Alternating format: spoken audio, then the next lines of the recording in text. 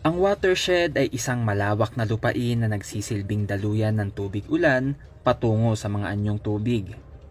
Dito rin ang kalamitang pinanggagalingan ng ginagamit nating tubig sa pang-araw-araw. Isa sa mga watershed sa lungsod ng Baguio ay ang Busol Watershed. Direkta nitong sinusuplayan ang 9 to 10% ng water connection sa syudad ng Baguio. Ito yung nagsusupply sa approximately 9 to 10% of the city's water connections, supplying 16 barangays, part of Aurora Hill and part of Pacdal side po. Matatandaan nitong summer season, kasabay ng matinding epekto ng El Nino, maraming tahanan ang halos nawala ng supply ng tubig, dulot na rin ng kawalan ng ulan sa lungsod.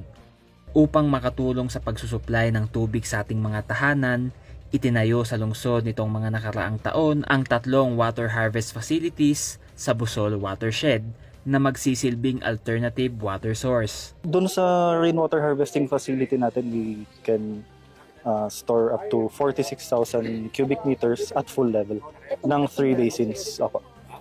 For the collecting tank po, maabot tayo ng 813 cubic meters.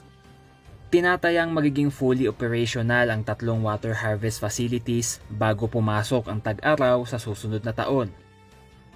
Inaasahan na magiging epektibo itong water source upang punan ang water demand sa nasabing 16 na barangay na ayon sa Bawadi ay naglalaro sa 2,000 cubic meters kada araw.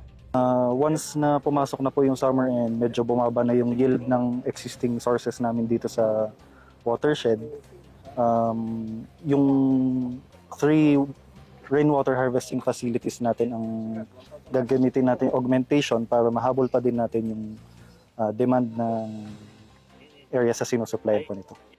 Sa estimasyon ng Bawadi, magiging sapat ito umano bilang alternative water source sa pagpasok ng summer season sa susunod na taon.